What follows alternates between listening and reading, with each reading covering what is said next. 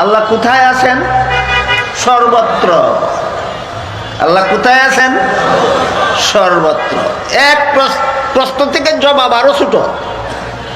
আল্লাহ কোথায় আছেন প্রশ্নের মধ্যে 3 শব্দ, জবাব 1 শব্দ, সর্বত্র। আমার কথা বুঝেন আপনারা? বুঝে থাকলে এবার বলুন তো, আল্লাহ কোথায় আছেন? সর্বত্র। আল্লাহ কোথায়? এই আকীদার ব্যাপারে যদি আপনাদেরকে জিজ্ঞেস করি, শুধু আবু হানিফা নয়, 4 ইমামের মুত্তাফাক আকীদা আল্লাহ সত্তাগতভাবে আরশে। সত্তাগতভাবে কোথায়? আরশে। 4 ইমামের সবার মুত্তাফাক রায়, সমন্বিত রায় এটা। ইমাম মালিকের তো প্রসিদ্ধ কাউল, আল ইস্তিওয়া মা'লুমুন ওয়াল কাইফু মাজহুলুন ওয়াস সুআলু আনহু বিদআহ। আল্লাহ যে আরশে বিদ্যমান রয়েছেন সত্তাগতভাবে, এটা একদম জানাশোনা কথা, এটার উপর আমাদের ঈমান। কাইফিয়ত, কিভাবে আল্লাহ বসেছেন না শুয়েছেন না দাঁড়াইছেন, এই কথা জিজ্ঞেস করা গোমরাহি। কে বলেছেন? ইমাম মালিক। আবু হানিফার ফাতাওয়া তো আরো কঠিন। মাইয়াকুল আইনাল্লাহু লা আ'লাম ফাকাদ কাফার। আবু হানিফার ফাতাওয়ার সার অংশ কথা। আবু হানিফা বলেন, যে ব্যক্তি বলবে আল্লাহ কোথায় আমি জানি না, হে কুফরি করছে। কেন? আল্লাহ নিজে বলছেন আল্লাহ আরশে। তাহলে আইন আল্লাহ এর মাসালায় আল্লাহ কোথায়, এর মাসালায় সালাফদের আকীদা, আবু হানিফার আকীদা, সাহাবায়ে কেরামের আকীদা, রাসূলের আকীদা, কোরআন সুন্নাত খায়রুল কুরআনের সবার আকীদা তো এক ছিল। ছিল কি ছিল না?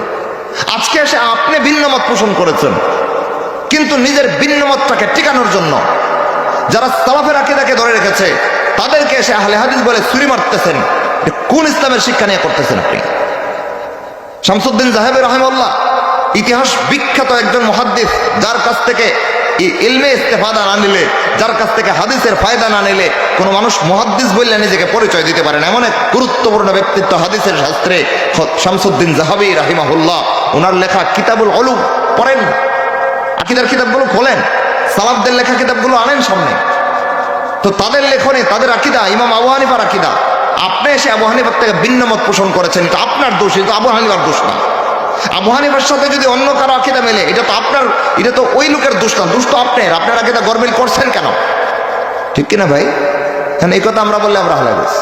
কিরে ভাই, আবু হানিফার আকীদার পক্ষে আকীদা পোষণ করলাম আমি আহলে হাদিস, তাহলে হে হানাফি কেমন হলো? আবু হানিফার বিরুদ্ধে আকীদা শিক্ষা, অদ্ভুত হানাফি স্লোগান। যেরকম ভাবে আমাদের সমাজে এমন বেদাল্লা একদল সুন্নাত পালনকারী আছে, সব সময় আহলে সুন্নাত ওয়াল জামাত শিরোনাম ব্যবহার করে দলের প্রত্যেকটা কার্যক্রমে বেদাতের প্রচলন করে, এইরকম বেদাল্লা একদল হানাফি বের হয়েছে, নামে হানাফি, কাজে কর্মে আবু হানিফার কিচ্ছু নাই।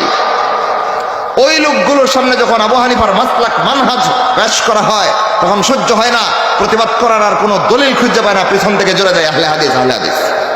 আছে না নাই কিছু লোক? ওই লোকগুলো এসে আমাদেরকে শিল মারে, আহলে হাদিস শিল গেছে।